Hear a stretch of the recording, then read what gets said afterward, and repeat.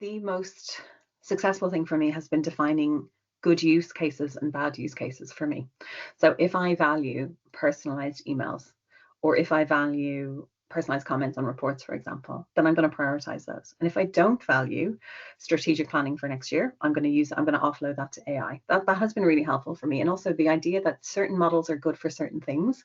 So I've stolen from the MYP, and if I'm testing a model, see if I like it, and now I understand that all the models have different strengths and different weaknesses, then I will go in and I'll ask it a factual question, a conceptual question, debatable question, and then I'll see. It's been originally I used to ask it something I was good at and something I was bad at, to see where the efficiencies for me were and where my kind of quality determination was. Because if it gave me a really rubbish statement of inquiry, I knew it was a terrible model and it just wasn't up to date for what I needed.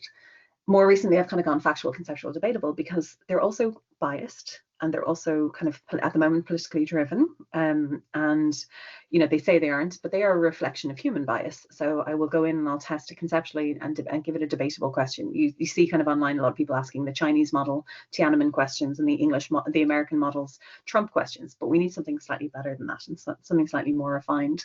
So that's what I would say.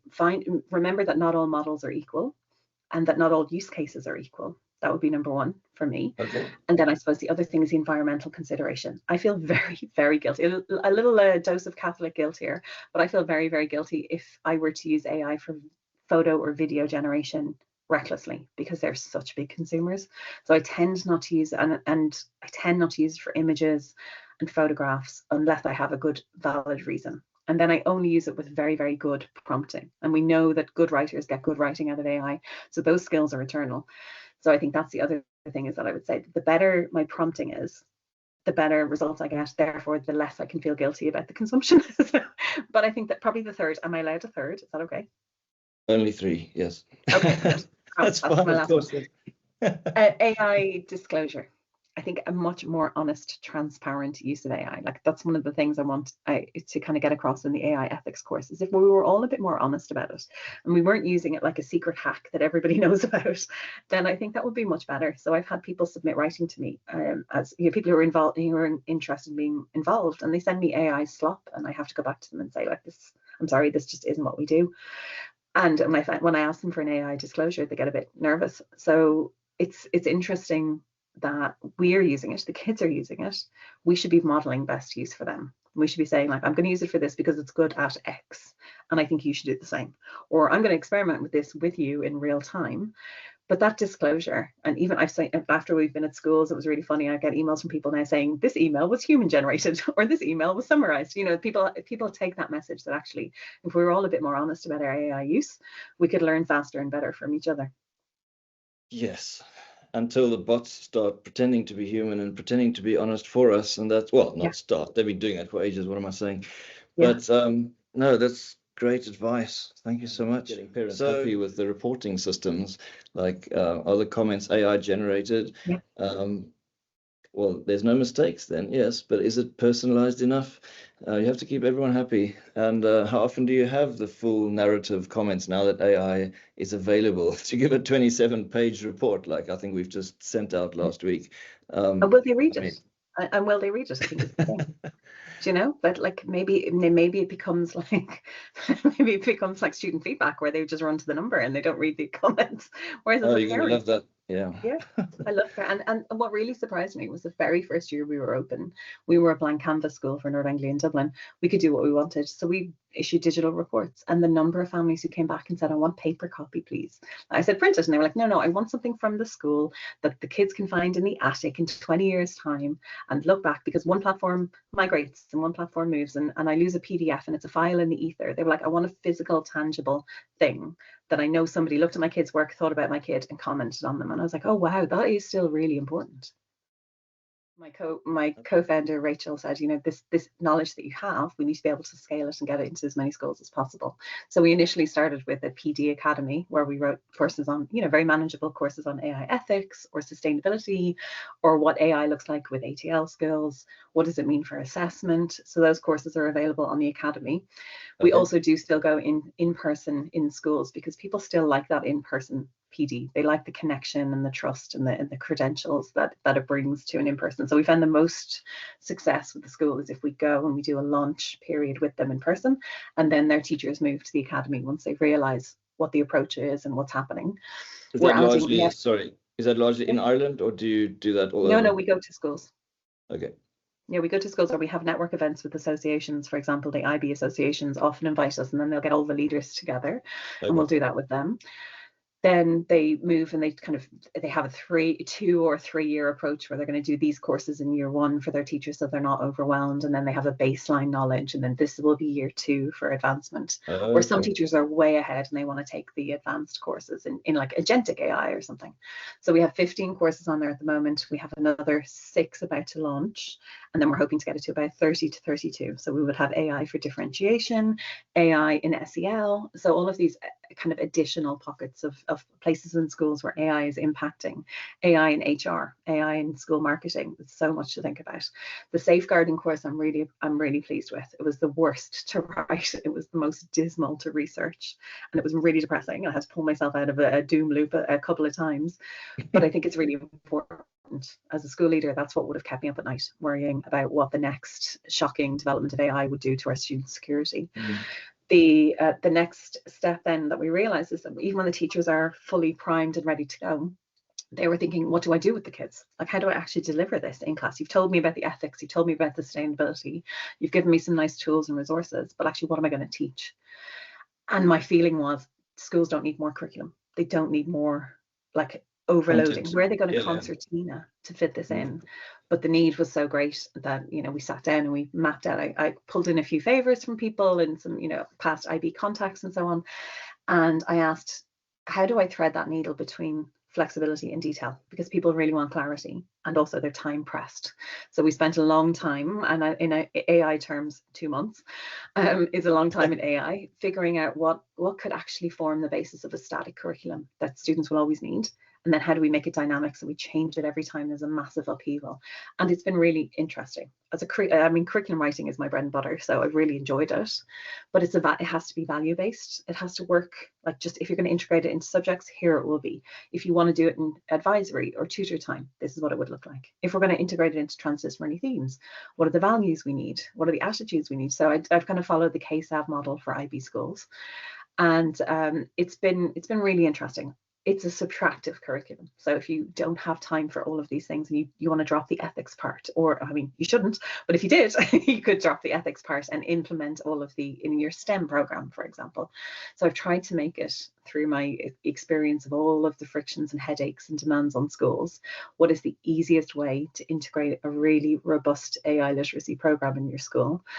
I've aligned it with the OECD and UNESCO, who we're also working with, and it's been very helpful in terms of they have to have a flexible framework, but I know schools need more than just a framework. They really need the activity. They want an off the box, some schools. They need off the shelf, out of the box curriculum sometimes, but that can't be the only thing. It doesn't work for every school. So I've kind of brought to bear all of the experience and frustrations I remember people having with the MYP and the PYP, on the negative side, where they say, I need more detail, I need more resources, I need more support. And the IB can't do that because it's a global organization, but I can. So I did. So that's been where we've come from with the AI curriculum. So we're hoping now there's some student workbooks coming as well. And we're discussing at the moment with 2 publishers. We have our favorites. So they're going to publish some student workbooks. And I know that the first instinct was paper plus AI doesn't work, but actually people still really want tangible resources to sit down and prioritize embodied learning. We have screen time to think of as well with these students. So that's another part in the package. So hopefully we will have this all encompassing, ready to go for schools, whichever part you need. Take an a la carte approach and bespoke it for your school.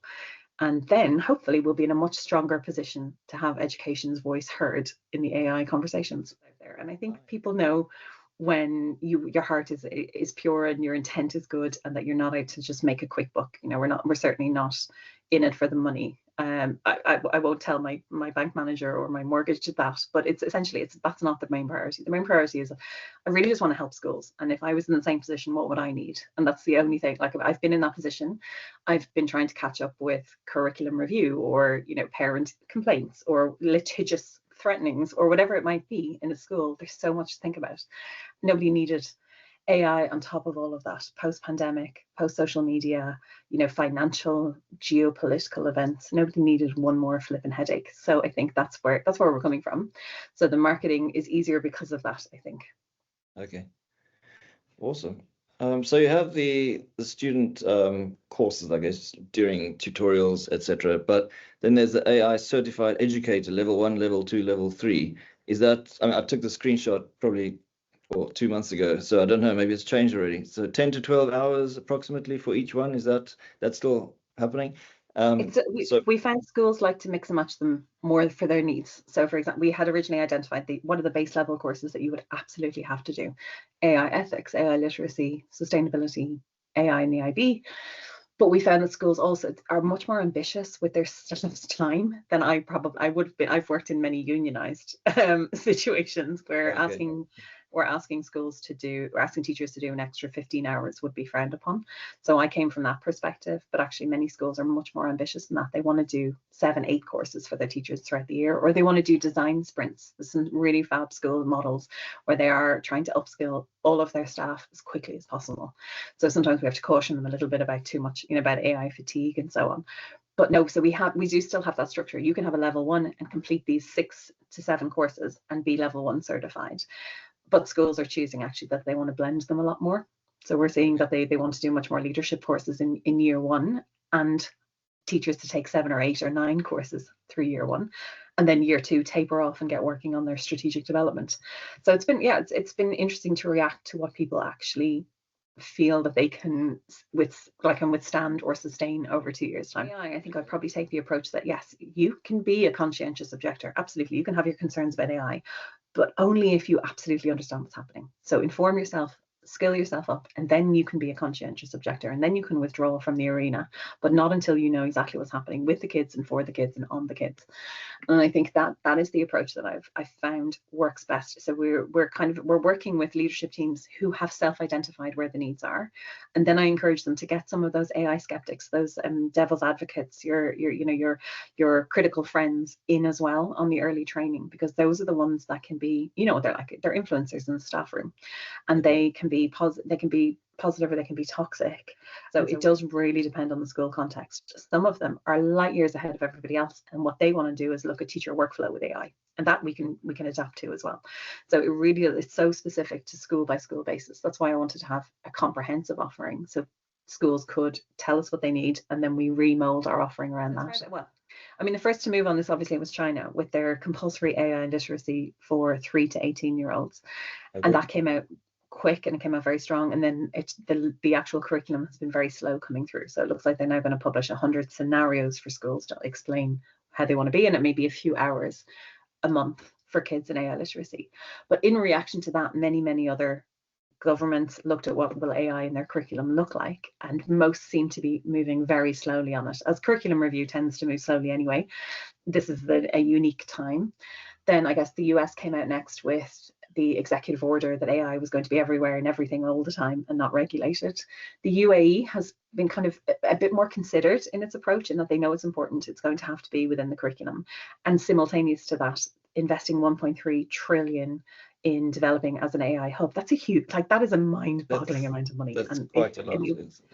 And the good thing, I guess, about access to oil and to solar energy, but data centers require a massive amount, obviously, of constant energy supply. So that'll be interesting to see how that's approached. But I think the Gulf regions are definitely considering how not to get left behind in an AI race, and that feeds into the curriculum. We've been talking to quite a few schools in the UAE who kind of want to get either in parallel with the national strategy or ahead of the national strategy. And what will that look like? But I think the most important thing is that we keep our standards high, that we expect the best from our students and the best from our teachers in the face of potential manipulation and social engineering in the future. That's the best. Education is always the best weapon we've ever had.